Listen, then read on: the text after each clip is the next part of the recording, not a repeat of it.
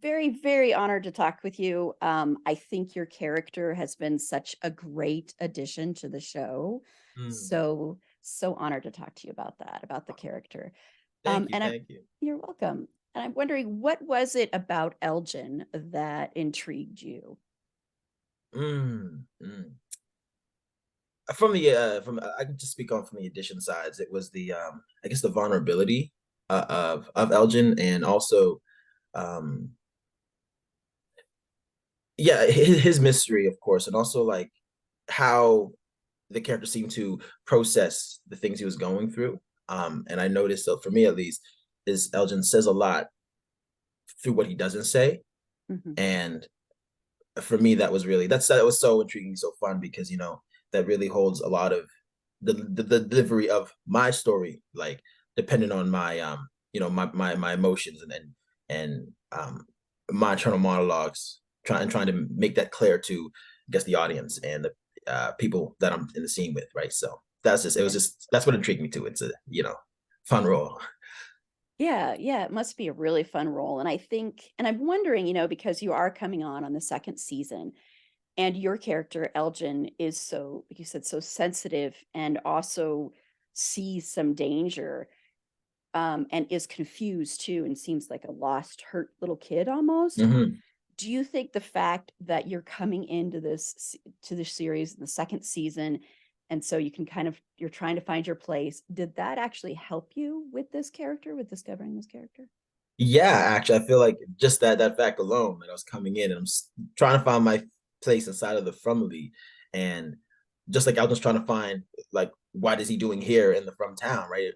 I was able to really take some of those natural feelings and put them into the work, even like coming to Colony House, like I'm trying to find my place there, right? So, yeah, definitely Yeah, use all of that. Yeah. yeah. And since Elgin does sense that there's something wrong with this town, and the scene was just like, we've got to turn around, we can't be here. Do you think, has that happened to Elgin before? Is this something that, like, the premonition stuff?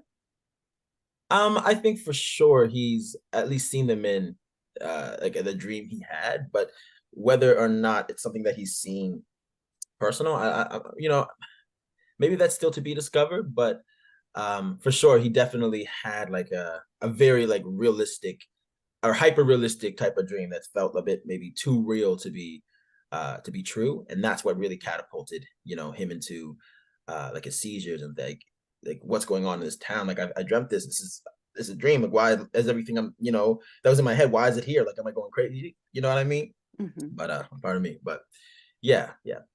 Yeah. And you have, in the very first episode of season, or the second episode, actually, excuse me, of season two, and you end up in the truck, the huge truck with Tabitha and Victor Hmm. and Boyd like pulls the gun on you when you first get in there, and you're just scared, running for your life. And here are these people that seem to know what they're doing, but they're also scared. Um, Yeah. how did that how did that fit in, do you think, with Elgin, with all of a sudden, like, all these people want to attack me, but then they want to save me? Do you think that heightened his confusion, or do you think he understood at all what was going on? Or Yeah, I don't think he understood what was going on, and I feel like there was a bit of a fear and, I guess, hesitation with the people in the town, because his first like human interaction with people from there was someone shoots a gun at the bus tire when they just pull up, and then he's running, and then he sees these monsters everywhere, and the next human interaction is like the sheriff of the town, and he's pointing a gun at him, right? So I feel like there is a lot of like for Elgin at least, a lot of like distrust, like who can he trust, like who's more dangerous, the people in the town or like the monsters, and how can he personally survive what he's about to experience, right? So, yeah. yeah. Yeah, and that makes me think, he does eventually meet up with someone, which I won't give away a lot of that depending on the time when this releases, but does meet up with, and starts to, seems like, develop a kinship for someone who the town does not necessarily have that same feeling for. Do you think what you might have even seen without even realizing in this character is sort of like a kindred spirit in a way? Yeah, yeah. I think like there's certain people in the town that for some reason, I guess Elgin is drawn to and feels like more comfortable than others. And um, a lot of people, I guess, a lot of different characters try, to connect, but Elgin really feels comfortable with certain types, even if they're not um, perceived in that light and whatnot. Mhm. But yeah, I think it's definitely like almost like you said, a kindred spirit, or like something to do with them deeper down than just like who they are, right? And I'm trying to be very obscure, but you know what I'm saying, like who they, Yeah. it's something deeper. I think Alden also he reads people in a deeper sense than just like what they do, but more so like who they are inside and maybe what their purpose and stuff is. Yeah, Yeah, I can definitely see that. It's that sensitive. Elgin is yeah, so sensitive. yes, Yeah. yes, yeah. Yeah. And sensitive people find other sensitive people. So yeah. Exactly. Yes. Yeah, exactly. Exactly. Yeah. Well, thank you so much for speaking with me and great job so far. I love this character. So congratulations and thank you. Oh, thank you so much. It was a pleasure speaking with you too, Erin. You too. Hi, Hannah. Hi. Hi. I'm so happy to be talking with you about the fantastic show from, and congrats on season two too, to make it there. So Thank you. congratulations. Thank you. I You're appreciate it. welcome. Sure. And I wanted to start. Julie has been on this journey. When you see in season one, Julie is very kind of estranged from her family, especially since her family, her parents might be separating, and she's mourning the loss of a brother too. And chooses Colony House. But towards the beginning of season two, it feels like she's coming back home and coming back together with her family. And now, with the house she was living in collapsing, not knowing what's going to happen to her dad, not knowing what's going to happen to her mom, where do you think Julie is emotionally when season two is starting? I mean, as we can see at the beginning of season two, Julie emotionally is quite a wreck, but that's completely understandable and completely justified. I think that, like you say, with the potential of like losing both her parents there, it really is, it's just too much for her, and that really does cause this big breakdown. But the beauty of it is that because they both get come to find their way out mostly unscathed, it brings her closer to her family. And I think that it's really actually important that they went through that, because it's brought all four of them far closer together than ever before, and they have a bigger understanding of each other. And Julie especially really wants to connect with her parents in the way that she maybe didn't get to in season one, and I think it's a really great dynamic. Yeah, it's really interesting. That's such a catastrophic event, them coming to this town, not knowing what's happening, is bringing them together. It's almost like finding joy through pain. Do you view it that way? I 100% view it that way, and it's a tale as old as time. It always takes a disaster or catastrophe to really understand how precious life is and how important it is to have your family with you, and the people. It doesn't have to be your family, just the people around you, how important they really are to you. And I think that From does a great job of symbolizing that. So it was great.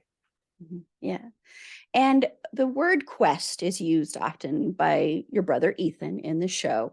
So I'm wondering, what do you think Julie's quest is? Cool. I think Julie's part of the quest is definitely as like a supporter and maybe even a motivator.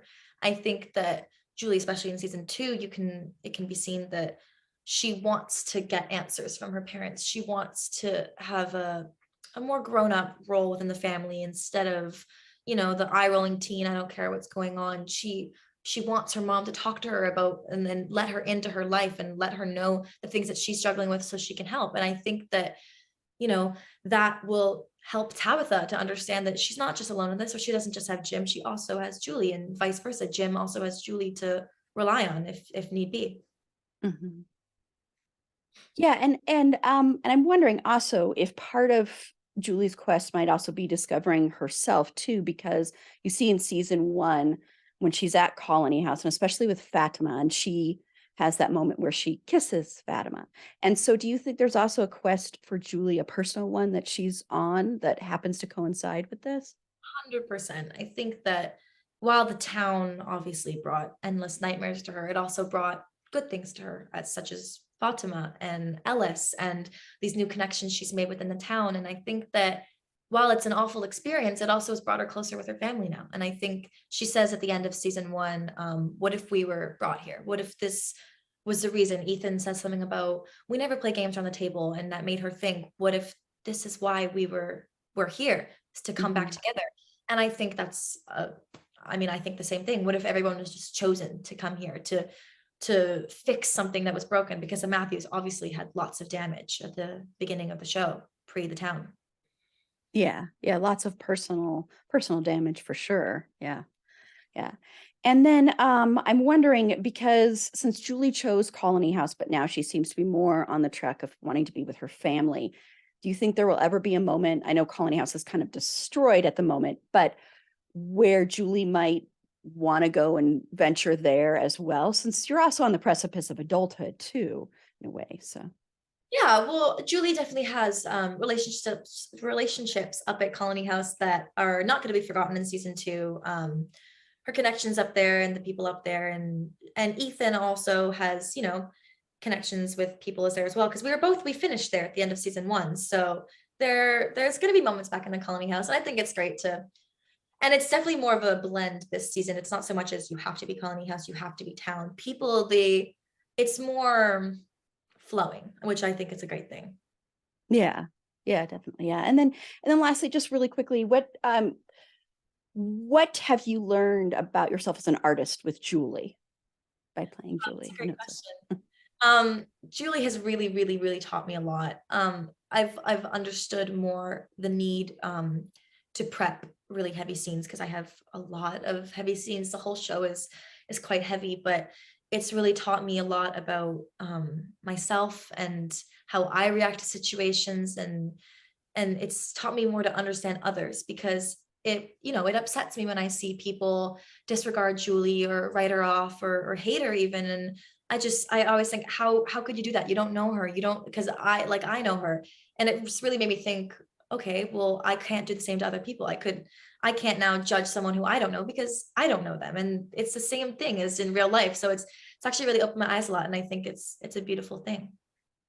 Awesome. Wonderful. Well, thank you so much, Hannah. It's been such an honor talking with you, and congratulations again on season 2 and such great work. So Thank you so much. I appreciate you're it. welcome. Sure.